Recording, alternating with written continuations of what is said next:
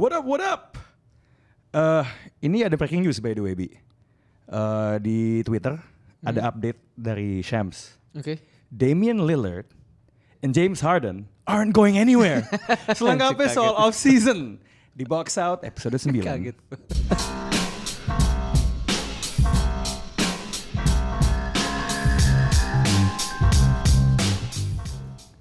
What up, this is Box Out Indonesia.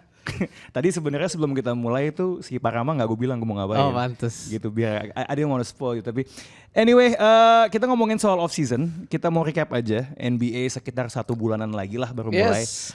Kita mau agak kilas balik, coba nge-recap sebenarnya yang di bawah radar tuh gimana.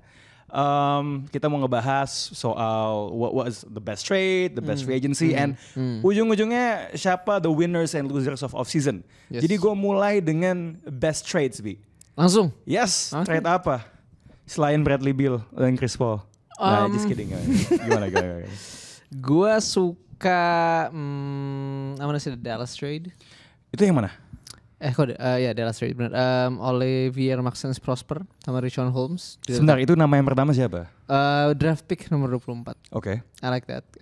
Ini agak-agak edgy, but I think they give what Dallas needs. Athletic wing. Walaupun nggak langsung starter harusnya, tapi lebih ke arah membantu depth di wing juga bagi Dallas. Terus Richaun Holmes, I think it's a good pick and roll partner buat Luka. Also kind of great in the short mid range game dengan push shotnya itu. Defensively okay. Dia 2 tahun terakhir itu ada masalah keluarga setahu gue, dan masalah dia ke sedikit di belakang Sabonis in the depth chart di Kings, jadi nggak main banyak. But I think he's ready to prove his worth. Ini kan sebenarnya kalau ngomongin yang trade yang Mavs ya, ini sebenarnya trade yang tujuannya menambal kelemahan, dan kelemahannya tuh di dalam. Ya, cuman gue sempat dengar and the wing as well, like. Ya dan Omax, pertanyaannya Omax. Enggak sama apa namanya ya di wing juga, cuman. Gue sempat dengar rumor ketika si Mavs itu dideketin mau mencoba dapetin Ayton, si Richaun Holmes tuh mau ditawarin juga katanya. So I mean I don't know how far that moves the needle. Cuman kayaknya sih yang gue rasa they kind of found bahwa ini timnya tuh komposisinya tuh kurang works. Kayak kurang seimbang gitu. And that's why juga they made one deal yang di draft ya kalau nggak salah ya. Buat dapetin siapa tuh? Derek Lively the second. Yang semoga mainnya Lively juga. Mereka itu pick 10 ya kalau nggak salah si Cason Wallace tuh. Gue lupa pokoknya belasan. Jadi Cason Wallace yang pick yang lebih duluan bersama Davis Bertans ditukar untuk Derek Lively. It's nice. Dan satu lagi yang Grant Williams sebenarnya. Itu bagi gue menarik ya. I didn't really see that one coming. Ini pemain yang kalau dari bentukannya sebenarnya banyak yang nyamain dia sedikit kayak Draymond Green. Right, kind of bulky, center yang sebenarnya agak undersized, kind of talky as well. Gitu. Cuman I think ini what they're trying to do Dallas adalah kembali ke template yang membawa mereka bisa masuk conference finals 2 seasons ago. I like that karena sebenarnya Grant Williams ini menggantikan perannya Dorian Finney-Smith yang hilang kan. Iya, cuma di trade. Tapi dia bisa ngejaga di dalam juga. Of course. Gitu. Better 3-point shooter as well. Nah, kalau misalnya kita ingat 2 tahun yang lalu, sebenarnya bedrocknya si Dallas kan was their defense. Switchability. Nah, ini yang kayaknya berusaha direplikasi lagi sama Nico Harrison. Dan that's interesting karena mereka bisa mereplikasi kalau gue bilangnya kayak kunci key success factors lah ya. The key of success adalah kunci kesuksesan gitu. Gimana? Key success factors mereka gitu, switchable defense, waktu itu Maxi Kleber, si Dorian Finney-Smith. Dan menurut gue sekarang mereka itu kan beberapa piece-nya hilang tuh, piece pentingnya. Karena Dorian Finney-Smith ditukar untuk mendatangkan Kyrie. Ini tapi I must say there is an element of what they're trying to do adalah mentip X. Hal-hal yang hilang. Lu punya Kyrie, lu punya Luka plus a similar set of players yang membawa mereka waktu itu masuk ke conference finals. So I think it's bisa merecoup dan membangun ulang formula yang udah proven plus Kyrie Irving itu is a great. Is this like this man tim Dallas ini ya? Ini kayak versi update dari Houston Rockets 2018. I mean tetap ada pemain masih gedenya. Masih Capela. Yeah, right.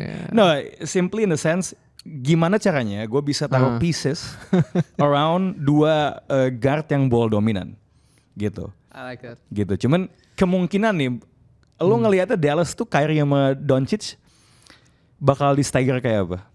I think staggernya pasti udah mirip sama kayak tahun lalu sih, kayak I think mereka akan main around 10 to 15 minutes a game bareng, and then the rest of the minutes mereka akan staggering lah. Dan I think that's the beauty of having those two ini kan, karena kayak yang ada yang pernah ngomong, jadi kalau Luka itu kan sebenarnya lebih karena kayak dia kayak udah mikir kalau dijaga dia akan ngapain kan. A defender, gue lupa siapa, ditanya gitu lah, kenapa Kyrie susah dijaga? Karena dia tuh reaktif. Dia bukan kayak udah plan gue akan kesini. Luka I think is more like that, kayak on the dribble side dia udah ngeplan ngapain, and then mungkin dia akan nge-read the defense, right? Tapi kalau Kyrie itu in terms of like on offense, kalau dia lagi sendiri and he's the one that's holding the wheel ya, yang memegang kendali, you don't know what's gonna happen as a defender. It's like dua-duanya tuh tipe petinju yang berbeda ya. Nah itu dia. Yang satu tuh yang ngedictate, ya. Yang satu lagi tuh counter. Gue nunggu lu ngapain gitu. Yeah. Cuman ya nggak tahu deh apakah dudunya akan ngambek-ngambek kan. Okay. Let's talk about the big trades though. Ini kan yang the Raider dapetin role player. Let's get back to the Chris Paul trade. Jordan Poole. Yeah, kita update saja. Now kita posisinya ada perubahan gak soal ini? Who won that trade? It's too early to tell. Ya, kalau you're projecting. Gini, dengan sekarang ya bahkan Chris Paul aja udah mau minta jadi starter. I think might be the Warriors. Might be the Wizards ya. The Warriors are winning the trade. Huh? The Warriors lah. The Warriors win ketika Chris Paul bilang dia mau masuk starting lineup. Really? Yes. Oke. Karena gimana? That means Steph to start the game is gonna play off ball. Yeah. Right? And menurut gue kayak, is this the first time Steph main sama kayak bener point guard yang pure point guard? I mean he was a point guard, jadi nggak akan kayak, I mean dia pernah main sama Draymond, sama KD, right? Kevin Durant. Tapi ini sama CP3, the one that can orchestrate, the one that gets the best out of everyone gitu. Lo CP3 dari Clippers ke Rockets jadi bagus banget. Ditukar ke OKC jadi bagus banget. Ditukar ke Suns jadi bagus banget. You trade di musim keduanya. You trade di musim keduanya Mas Suns. You trade him to a Warriors team yang udah bagus banget. Oke. Oke. Licking my chops. Gue suka take ini dari sisi IQ-nya ya, gitu kan, kayak nggak maksudnya IQ-nya. Maksudnya ini pemain point guard yang probably one of the best lah gitu ya. A proper floor general. No, he is the best of all time karena happy birthday to Fail kado gue buat. Oh iya. Di saat podcast ini diambil teman kita fans Chris Paul nomor 1 to Fail ulang tahun. Oke, gue suka bagaimana itu bisa nge-complement. I like the deal, oke. Yeah. Cuman ini tuh terkait dengan pembahasan belum lama ini ya. Ini sebenarnya ada dua hal kan. Si Draymond bilang kita bisa menang 2 title lagi. Dan udah mulai muncul gorengannya. Siapa yang lebih dekat ke gelar kelima? LeBron apa Steph Curry gitu. Nah, look, I have no qualms about this lineup. Gue suka ya. Karena menurut gue offense-nya Warriors itu butuh lebih banyak variety. Right? Dan it's great ketika lo bisa nge-stagger minute Steph tanpa lo kehilangan terlalu banyak lah. I mean pasti ada yang hilang, cuman when you have Chris Paul it's different. Nah, the question I have ya, ini nggak harus lo jawab di sini, tapi tanda bintang yang gue taruh adalah come playoff time, ketika lo lawan tim yang gede, tim yang deep, will Chris Paul hold up? Yes. Will Chris Paul hold up atau malah di target? Like, apakah itu sebuah lineup yang benar-benar menjamin kesuksesan di playoff? I'm not sure. I think this is interesting di mana kayak where Steve Kerr ini bisa masuk ya. Karena kayak schematically tahun lalu waktu dia di Suns, Chris Paul, dia lebih gampang ditarget karena Monty Williams as good as a coach Monty Williams is ya dia bagus kan, tapi kayak ngelawan Steve Kerr in game adjustments and kind of the defensive scheme-nya jauh lebih kreatif dan lebih eksotis Steve Kerr. With the box one kalau ada Gary Payton, with the zone, dan timing itu kadang suka bagus. Steve Kerr yang bermasalah itu kan rotasi sebenarnya. So I think itu nanti bahasan abis ini. Tapi for defense, I think they can work it out. menurut gue kayak karena gini kayak Chris Paul tuh icing on the cake. Ini kita lagi ngomongin lineup yang ada Steph dan Chris Paul sekaligus ya. Iya. Nah makanya dan itu dia kayak kalau misalnya playoff nanti ya, lu lihat Chris Paul mulai ditarget nih. Kadang-kadang kalau lu timnya ada Chris Paul terus Chris Paul ditarik, tim itu akan bukan kayak tim paling optimal yang ada di lapangan kan. Gimana? Tim lama. Ya let's say gini, waktu Chris Paul di Suns, Chris Paul udah mulai ditarget, lu harus ngeluarin Chris Paul, lu tuh nggak bisa memainkan lineup paling optimal punya lu, ya kan? But with the Warriors, Chris Paul itu adalah icing on the cake, not the main, bukan basis, bukan pondasinya gitu loh. Okay. Dia itu kayak fasad, dia itu kayak fasad. Do you really believe? Gedung. I mean like dia bisa menaikkan harga gedung, menaikkan harga properti gitu ya. Tapi bukan kayak the real estate. Itu adalah the death lineup yang mereka yang ada, you got Wiggins, you got Looney, you got Dre, Clay, Abi, and Curry. Enggak jadi sebenarnya ketika Chris Paul bilang gue mau masuk starting lineup. Iya starting kan. Oh jadi lo nggak bedain starting sama closing, starting sama death. Oh. Iya lah. Maksud gue kayak, I mean Chris Paul knows kalau gue ditargetin terus gitu lah. He's smart enough to know kayak it's on me gitu. It's on me lah. I'm too small. Salah gue gitu. Nah maksud gue gitu dan gue bahkan malah kayak this is the part where I mean if I can segue kayak all defensive udah ini tinggal masalahnya adalah Steve Kerr rotasinya gimana kan makanya kan ada rada kambuh tuh rotasi Steve Kerr waktu di World Cup ya hopefully dengan adanya Chris Paul di lapangan untuk start the game Steph Curry jadi main off ball dia gak ada alasan kayak Steph gak bisa gue mainin di quarter 4 awal karena capek that bullshit goes out of the window. So this is about giving Steve Kerr an excuse gitu ya? Bukan justru udah gak ada excuse lagi. Karena kayak dengan ada si P3, Steph udah dia nggak usah terlalu tinggi. Kan tahun lalu waktu lawan si Lakers kan Steph didorong menjadi playmaker kan, on the ball playmaker. Harus pick and roll. Yeah. And that takes the legs out of Steph for the fourth quarter. And now you have that, lu udah gak punya alasan lagi jadi. Kalau masih emang dia nggak mainin Steph dengan full di quarter 4 gitu, on a playoff game, on a tight playoff game, ya berarti emang Steve Kerr rada-rada aja. Tight gitu. Playoff game, ini misalnya Series 7 ketemu Lakers, will we see a lot of minutes of Chris Paul main bareng sama Steph? Depends if D'Lo is involved. Dan kalau Christian Wood ada di game apa enggak? Oh, kalau Christian Wood ada justru ada. Barbecue chicken. Okay, the other side adalah si Jordan Poole kan ke Washington. Yeah. Is he gonna explode this season? Of course. It's a pool party in Washington D.C., my friend. Ini dia. Do you think Jordan Poole is like a good player on a bad team gitu modelnya? Big fish in a small pond. Nah. Cristiano Ronaldo di Al Nassr. Ada Sadio Mane kan tuh. Iya. Tyus Jones. Tunggu Tyus Jones. Yoi di Washington juga ya. Bener. Do you play them together apa satu jadi backup? No, play them together lah. Together ya, oke. Satu game manager, satu lagi. Tyus Jones harus banyak bersabar kayaknya. Iya. Nggak, masalah gini, Tyus Jones tuh udah pernah ngalepin Dylan Brooks, Ja Morant. Oh ini is only. Ini mah. Ini cuma lagi dia bisa regular Tuesday lah. Tyus Jones, tapi apakah Kuzma tuh? Nah, si Tyus Jones ini kan they always say dia tuh point guard second unit yang layak jadi starting point guard. Yeah. Lo setuju apa dengan statement itu? Gue tuh ngerasa ada setujunya ada enggaknya sih. Kayak yang uniknya dari Tyler Jenkins di Memphis itu dia tahu gimana caranya mengutilize his players kan. I mean Desmond Bane jadi sejago itu dan Jaren Jackson Jr. juga jadi optimal. Dan Tyus Jones itu salah satunya di mana kayak ketika Ja Morant cedera, sistem gue ganti yang bisa mengakomodir kemampuan Tyus Jones untuk extract the most out of him lah. Dan menurut gue that also played a big factor kenapa tim itu baik-baik aja ketika nggak ada Ja Morant. Nah, di sisi Memphis-nya, so far we like these trades ya. Tapi to answer your question, gue nggak yakin Tyus Jones akan sebagus itu di Washington. Karena sistem dan kepelatihannya. Karena dia tuh agak uniknya adalah dia di comfort zone yang dimana dia tuh bisa leading the league in assist to turnover ratio. Paling efisien. Mainnya rapi banget. Cuman I don't think I love itu agak susah dilakukan in a bad team biasanya. Iya.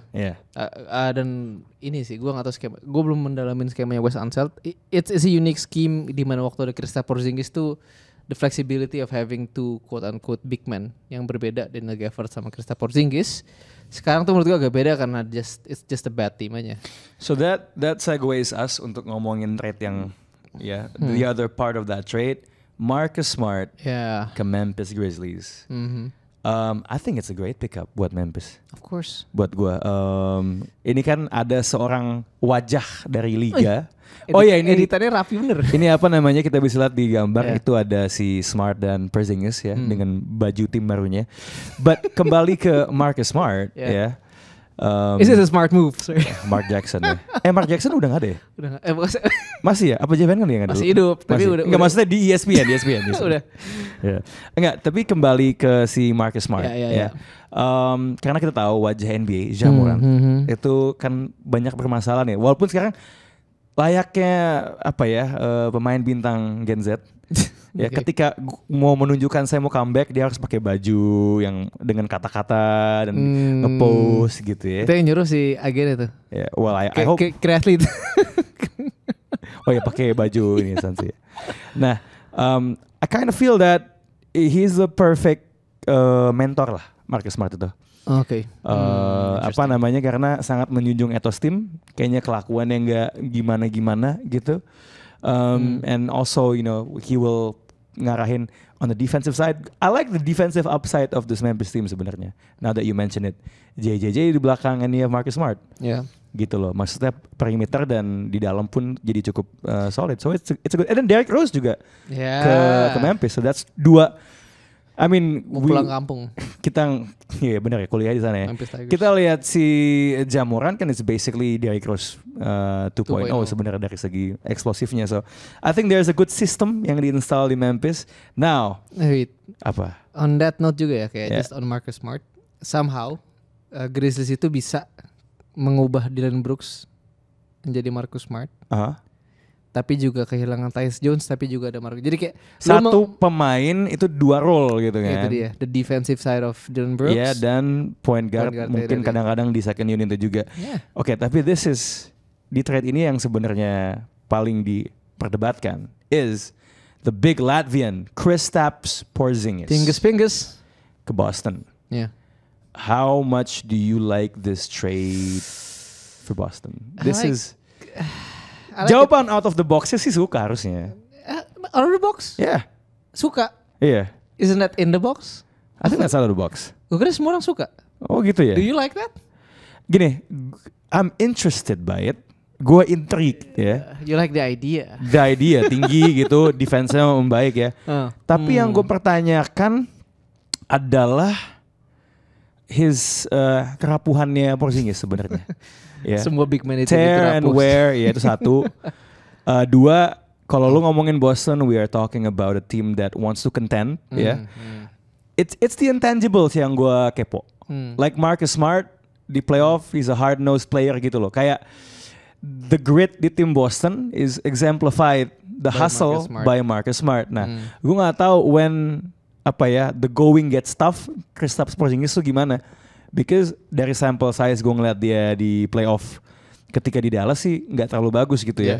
Dan waktu itu kan masalah dia di Dallas adalah touches. Dia nggak mau jadi Robinnya.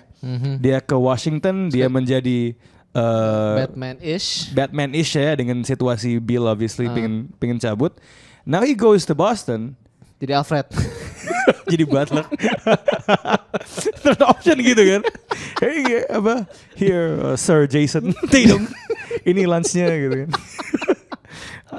Aneh juga ya kalau ada Butler tingginya tuh 2,20 meter ya. Jadi it could work ya. Tapi layaknya sebuah hubungan tuh gue melihat ada beberapa red flag aja gitu loh. Tapi gini deh, give me the upside. I'm not that hot on it sebenarnya. Upside flexibility. I think rotasi big man-nya jadi oke ya. Ini tambah oke maksudnya. Menurut gue tahun lalu tuh diinginkan oleh Brad Stevens ketika dia ngontrak Danilo Gallinari. Tapi sayangnya Gallo cedera ACL pas main Eurobasket sama Itali, jadi nggak jadi main setahun. And I think that took away some flexibility karena I think di playoffs waktu lawan Miami.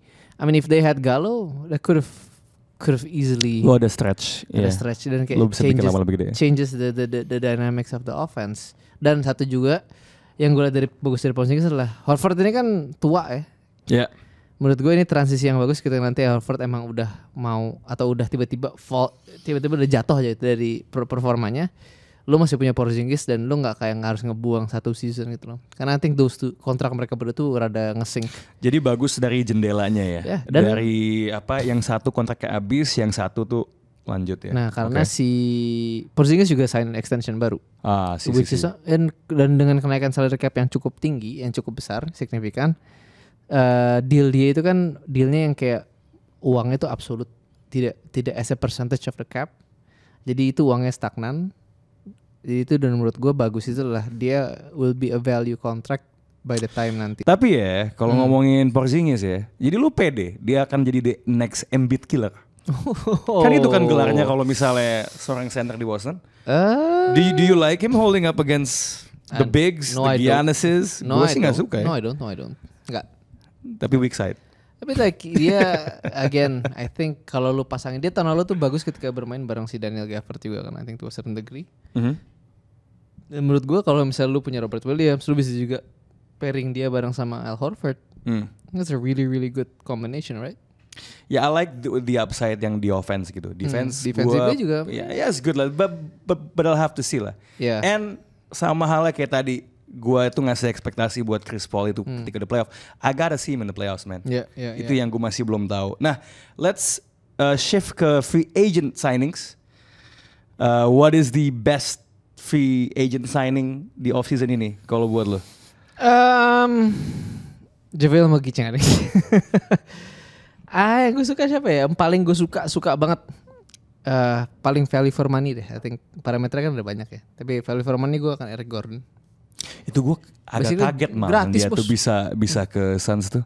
Terus? Karena emang dari dulu tuh kalau nggak salah setahu gue dia tuh udah 3-4 kali pengen bisa ke Suns. Dari tim dari sebelum Houston tuh, dari Clippers, dari Pelicans, dari Houston. Akhirnya nyampe lewat pas dia habis buyout kontraknya nggak digaranti, di waive, dia sign veteran minimum cuma 3 juta. Dan mengingat situasi cap space atau situasi total gajinya Suns yang udah untuk mengakomodir Devin Booker, KD, Bradley Beal sama DeAndre Ayton yang semi max contract semua itu, ya dapat orang kayak Eric Gordon sebagai yang kelima, is very very valuable. Gue suka the business that the Suns are doing sebenarnya di off season. Gue akan nambahin, gue juga sangat suka Yuta Watanabe actually. Yang kemampuan 3 pointnya sudah diakui sama Kevin Durant. Oh ya? Iya, dia bilang he's my guy, udah punya pengalaman. Leading ya? Iya, jadi siapa lagi tuh kalau Phoenix? They got some big Kita Bates Diop. Oke, itu wing kan ya? Itu wing. Josh Okogie balik kan? Iya, resign kan. Jadi I think Phoenix diem. Nah, kemarin itu sebenarnya ada yang sempet ngebalas komen di episode kemarin. Bilang bahwa kalau ngomongin lineup menghadapi Denver Nuggets, Jokic sebenarnya Phoenix tuh yang punya depth yang lumayan. Menurut lo gimana? Ayton, I don't know man. Ayton has been barbecue chicken. That's the thing, ya. Yeah. Tapi ini kita ngomong secara lineup ya. Yeah. Bigs ya lumayan ada, but Chimezi Metu tuh. No, I think I like it. Mereka punya Ayton, ada Eubanks juga coming from the bench, dan I think dari segi size dan kayak apa ya, keuletan di perimeter, lu punya Okogie, Eric Gordon juga is a really underrated defender. Bantet banget. So, yang penting bisa ngikutin Jamal Murray kan. Put Okogie and Murray, that's a solution on its own. But yeah, I mean, gue ngebalas komennya juga, gue bilang this really depends on how much you wanna bet on Ayton. Kayak gue ngerasa this season all eyes tuh akan on Ayton malahan. Walaupun ada Bradley Beal ya. I think because that's gonna be the key gitu. Does he hold up? Cukup nggak dia untuk bisa melawan Jokic? And that's the big question mark gitu kan. Lo kan sih 2 musim lalu sempet Nuggets tuh kalah lawan Suns, tapi waktu itu si Jamal Murray masih cedera kan. There was that one video yang Ayton dikasih lihat stat sheetnya Jokic. It's like what? How many rebounds gitu. Jadi that's the big question mark yang gue juga that is what's holding me back dari bilang bahwa lineup terbaik Suns ya adalah quote unquote Suns. Nah, kalau ngomongin free agency ada 2 nama nih You wanted to highlight them dari Eropa. Yes. Bergabung dengan satu si Vasily Micic itu ke OKC dan si Sasha Vezenkov. Itu gabung sama Kings. Mungkin buat yang belum tahu ya, yang nggak ngikutin Eurobasket kayak lo bisa jelasin. Tapi Vezenkov ini salah satu gue sukanya adalah dia is a weapon. Dia off ball is one of the best. I think points per touches-nya ya di Eurobasket. I think Mas Didik dari Basketball Statistics shout out. Dia point out bahwa si Vezenkov ini mainnya pinter. Dia nggak perlu bawa bola banyak. Basically on set plays dia akan cut to the basket on the right timing and he will finish well. Dan itu yang gue suka karena as you know Kings itu kan merebut hati semua orang ya di playoff tahun lalu waktu mereka kalah tipis lawan Warriors. If you put that kind of weapon di sebelahnya Malik Monk, De'Aaron Fox sama Sabonis, as bad as the defense will be, the offense is gonna be super good. Yang gue suka itu. Yeah, it's a smart move lah. Gue ngelihat profilnya si Vezenkov ya. Kalau lo cari video dia ya, itu statistik yang ditonjolkan adalah jumlah poin sebanyak ini hanya 10 dribble, hanya 11 touch. Jadi bayangan gue langsung kayak this guy like a bigger Klay Thompson gitu. Gaya shootnya tuh agak unik, kayak begitu dia abis nembak tangannya langsung turun gitu loh. Jadi kayak nggak ada follow through-nya. Kayak buru-buru. So I can see why it works di sistem offensive penuh dengan movementnya si Sacramento Kings. Gue kasih tanda bintang dikit tapi ini kalau menurut pendapat anak-anak podcast Basket News ya. The Lithuanian crew Lithuanian guys. Dia bilang gini, dia bisa jadi spot up shooter yang oke banget. Tapi mungkin gak ya dia sebagai former MVP at some point ingin ngerasa lebih dilibatkan dari cuman jadi spot up. Nah dia mencontohkan kasusnya Nicolo Melli. Okay, that's interesting. Melli itu waktu di New Orleans kan dia shooter kan, dia bisa-bisa, tapi at some point dia kenapa lebih seneng dia malah mau balik ke Eurobasket adalah karena gue ngerasa gue tuh bisa ngelakuin lebih gitu loh. Jadi we'll see lah. I mean it fits up gitu. Ini kan lebih soal going down the line lah kalau misalnya lama gitu. But it's a good signing for the Kings. Kalau Micic gimana menurut lo? Micic I think ini yang gue lihat menambahkan Micin bumbu, ya, menambahkan bumbu dan rasa. Bumbu ke rapnya Shai Gilgeous-Alexander. Tahun lalu tuh, jadi pernah sempat kebahas di grup ini juga, TTL kan. Like how big of a signing Micic is. Dan kita ngeliatin bahwa Shai itu, OKC itu drop kalau Shai nggak ada di lapangan kan, offensively. Karena siapa yang gantiin, kalau nggak Trey Mann, Isaiah Joe, Lu Dort yang bawa bola, which is not a good sign. Micic ini menurut gua akan memberikan sebuah elemen di mana nanti Shai harus istirahat, the offense keeps humming. Karena OKC kan sebenarnya udah secara tidak langsung membentuk identitas defense. They're really solid defensive team 2 tahun terakhir. Nah sekarang tinggal waktu tahun lalu offense itu udah mulai ngejer nih that offensive growth. Dari ada Shai, Dot juga drive-nya makin bagus, and you got Giddey, right? Next year you got Chet and Micic. Menurut gua itu bisa nge-cover ketika Shai harus istirahat, and then Micic can run the show karena he's a really good point guard, he's a really good pick and roll ball handler juga. Coba kasih profil deh, kan kalau tadi si Vezenkov kan kesannya spot up shooter banget. Kalau Micic ini kreator, what is he? On ball kreator. Jadi it's why kayak it's like nggak drop off talentnya dari ketika saya duduk tuh nggak sejauh itu jadi. Jadi emang ini walaupun dia juga bekas MVP juga, ini tuh lebih jadi role player, jadi second unit apa gimana man? Second unit pasti. Second unit ya. I think he's trying to. Dan menurut gue I think it's gonna be unik lah ketika nanti rotasi ini dan OKC dan Daigneault ini kan secara skematik sangat-sangat bagus. Yeah.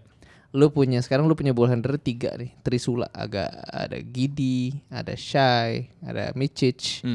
And I think that sama Jalen Williams juga. So that gives you like lots of options. Plus you got Chet to finish on the inside. Plus you got Cason Wallace. Satu yang di trade yang di trade kan ya. Yeah. So menurut gua they have lots of options. Really I think OKC is not playing around lah. OKC lah. OKC. Okay. Nah, we have to mention juga karena Lakers nggak makan. Hey. The signings of the Lakers, gue banyak yang gue suka sih. Okay. I think Taurean Prince actually is interesting. The king has a Prince prince of Bel-Air. Nah, ya Bel-Air in California. Bel-Air sih. Karena salah satu masalahnya si Lakers is actually shooting. Ya. Yeah, I think they shot like 32% lah di playoffs. This guy shoots corner 3 at like 40%. Wing bisa ngejaga pemain. And you got Gabe Vincent juga datang. Gabe, the second coming of Mario Chalmers. Yeah. Siapa lagi tuh Lakers? So obviously Christian Wood, yeah, some size, yeah. Walaupun defense questionable. Jared Vando extend. Tapi yang gue paling impress adalah dia bisa mempertahankan sebenarnya. The core of D'Lo, of Austin Reeves, ya, sama Rui Hachimura, tanpa bikin timnya tuh kayak without overpaying gitu loh. Jadi kayak some good business by Rob Pelinka. So that brings us to wait. Apa? Gue suka semua itu kecuali satu. Siapa? Sebenarnya. Siapa? Yang gue selalu takutkan adalah kalau guard Miami keluar dari Miami jadi bakal drop nggak? Jadi ternyata hilang tuh culture-nya ya. Nah itu dia. Apakah Gabe Vincent walaupun dari ujung ke ujung ya, dari pesisir pantai timur ke barat ya, tetap skena lah, tetap skena pantai. Skenanya South Beach gitu ya, bukan Hollywood ya. Beda ya. Beda. California Beach nggak bisa sama ya. Gue takutnya drop off aja sih. And I think that's why ya kita lihat aja apakah is the culture or the player. Now menyimpulkan itu semua. Who are ada yang mau sebut lagi atau gimana nih? Saric. Dario Saric ke Warriors. I like that. Yeah, stretching the floor man, giving some size. Pinter banget pemainnya. Yes. Dan dia itu, gue masih tetap berpegang teguh. Apa? Pada take this, I will die on this hill. Apa tuh? Kalau misalnya Dario Saric nggak cedera ACL, Phoenix Suns juara. Yang musim waktu lawan Giannis. Lawan Giannis. Yes sir. Coba lu jelasin. Coba. Gue belum tahu. Gitu. Jadi Saric itu backup 5-nya Ayton waktu itu. Yeah. Dan dia itu memberikan again in the playoff flexibility is key, right? Ketika lu depth is key, lu bisa main style yang berbeda. Itu memberikan lu sebuah advantage atau ini. Dan menurut gua Saric nggak ada, ya mereka terpaksa mainin Torrey Craig di 5 buat ngelawan Giannis atau Kaminsky. Atau Kaminsky ada Kaminsky main di final itu men. Untuk ngelawan Brook Lopez, untuk ngelawan Giannis. It's just not fair, sir. Dan menurut gua kayak kehilangan offensive itu kayak yang tadinya lu bisa ngeluarin like 10 more plays with Saric on the floor udah hilang. Karena so you really think he would do a good job? Memperlambat Giannis? Bukan memperlambat, but that offensive ini loh, apa namanya? Karena terkadang kalau so your problem dengan Phoenix di series itu was their offense. Because against the Bucks, you don't bank on your defense stopping them, but you bank on your offense getting through that ini. So Dario Saric. Dario Saric. That is a very interesting hill to die on ya. Saric hill. Menyimpulkan itu semua. Winners and losers of the offseason. Kita mulai dengan yang baik-baik dulu deh. Winners. Yeah, I have to put Lakers in there. Enggak. Winners udah jelas lah. Winners tanpa bisa diganggu gugat. Ya, timnya Parama, San Antonio Spurs. Karena mendapatkan because you drafted a 7'4" alien, udah. itu udah nggak bisa diganggu gugat ya. Now, Lakers obviously, Rob Pelinka doing a great job. Suns for sure. Siapa yang lebih di bawah radar kalau kita ngomongin winners and losers di offseason? Di bawah radar? Nggak, yang tidak seseksi dua tim tadi. Tadi lu ngomong Suns sama Lakers ya? Yes. So, agak spaced out a bit. Coba. What? I like Dallas. Tadi udah kita sebut. Ya for sure, okay lah. tapi menalangi kebutuhan lah ya. OKC is also nice. OKC for sure. Phoenix is Washington is also nice with Warriors. Karena kayak win-win trade lah tadi. Washington lu kehilangan Beal, Porzingis, tapi you can rebuild with lots of assets. Wizards ya. Okay. Assets. Yang assets. Ini gak gue tulis ini, jadi sorry ya kalau gak ada gambar aja. Philadelphia 76ers. Sixers? Yes. Dengan dia dapetin Kelly Oubre kemarin. Kelly Oubre untuk menalangi kehilangan si Jalen McDaniels. Terus last episode gue bilang Jalen McDaniels masih itu ternyata di sign ke Raptors. Iya Raptors betul. They got Danny Green back. They got Filip Petrusev, Paul Reed juga balik. Mo Bamba is there. Patrick Beverly. Is that a good thing, Mo Bamba? Depth. Okay. Again gives you ada big guy satu lagi gitu ya. Ada Montrezl Harrell, ada banyak opsinya lah. Jadi menurut gue agak menarik di mana kayak interesting. Lu mungkin kehilangan James Harden for the whole season, but at least you got P-Bev. Ini tuh the dog juga nggak ada di gambar, but I think my Pacers did well. Yeah, interesting. Ya, apa namanya? Jabbar, Jarace Walker. Mungkin orang ngelihat Bruce Brown tuh overpay. Tapi lu mesti ingat marketnya, man. Yeah. The only way, dan itu juga dia cuma setahun, jadi kalau it doesn't pan out, tinggal ciao gitu.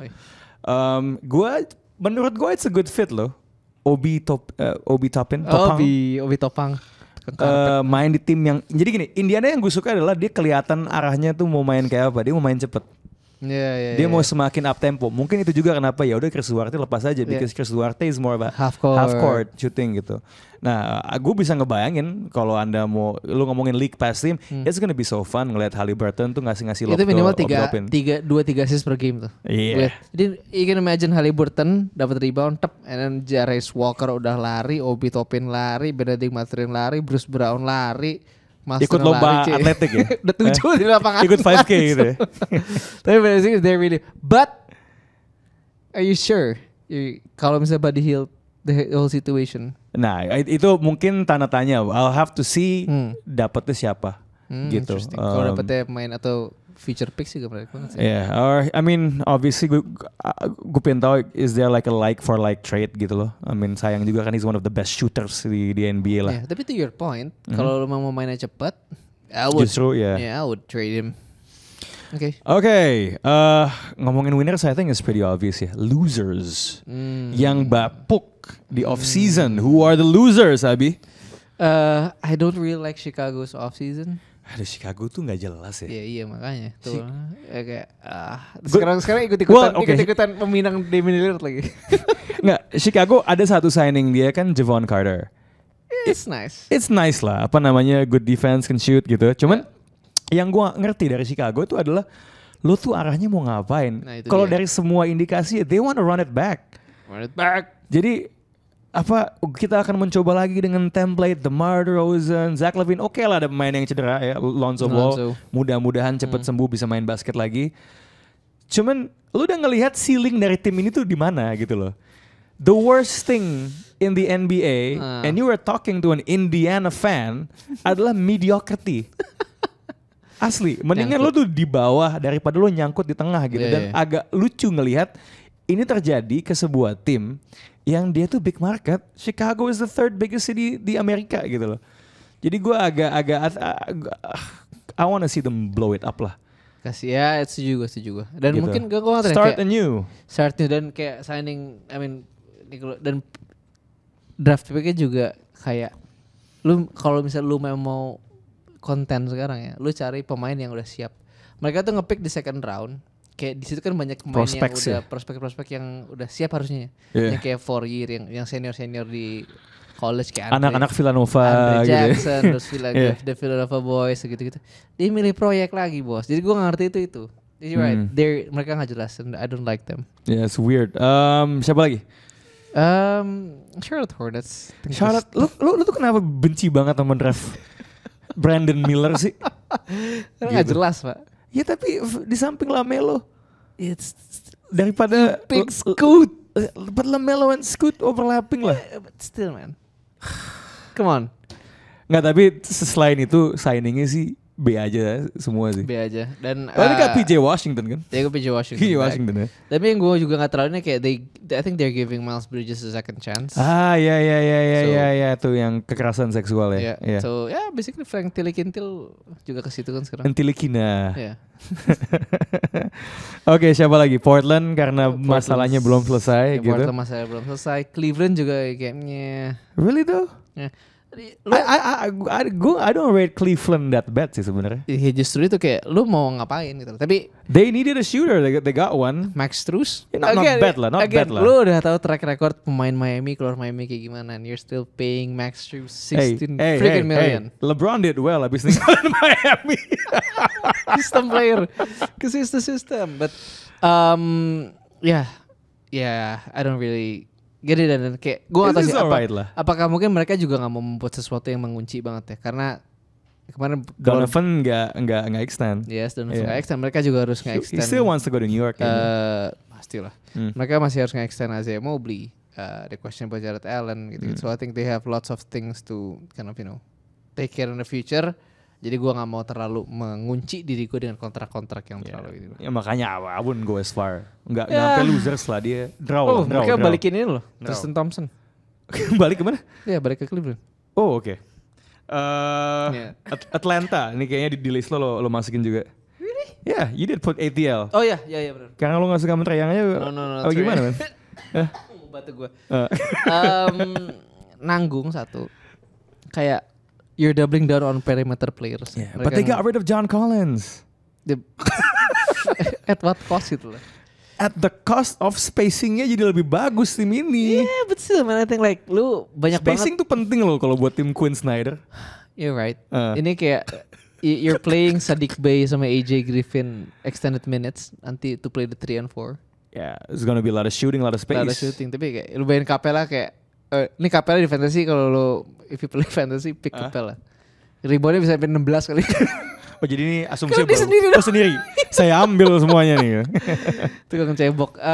But basically I think it's nggak terlalu nggak terlalu jelas arahnya kemana. I think they also sign Wesley Matthews, kayak veteran presence, okay, but yeah man, I don't think they're going nowhere. Ya masuk lah first round masuk lah. Ya masuk. First round lah. Playoff mungkin masuk. No wait. Nope. Play in lah. Nope.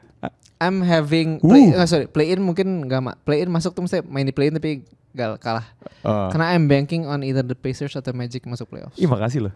Yeah. Thank you. I really appreciate you saying that. Yes. Okay. Pacers sampai to a certain point itu ada di posisi 3 kan, posisi 4. Hey, that's why the Pacers are the real winners of the offseason. Yeah. Gitu. Tambah Jarrett Walker. Taylor Hendricks apa Jarrett Walker? Jarrett Walker. Anyway, itu aja buat pembahasan. Apa lagi? Ada satu lagi. Apa lagi? Dante Exum ke Dallas. Oh ya Dallas benar. Semakin internasional Dallas ya. Watch out for that. Udah bisa nge-shoot kan? Yeah. Seperti yang telah kita lihat di Eurobasket. Ya, tontonan favorit lo. FIBA World Cup. Dante Exum now can shoot. You put him with Luka, now he can play off ball gitu ya. Yes sir. Gitu ya. Dallas is doing some good work. Anyway, itu aja buat recap of season. Sebelum kita masuk ke daging preview ya yang sudah Anda siapin. Sound out di kolom komen. Do you agree with us? Apakah kita terlalu harsh sama losersnya? Apakah kita terlalu baik sama winnersnya? Apakah ada analisis kita soal signing keputusan yang salah? Please sound off. This is Box Out and we are out.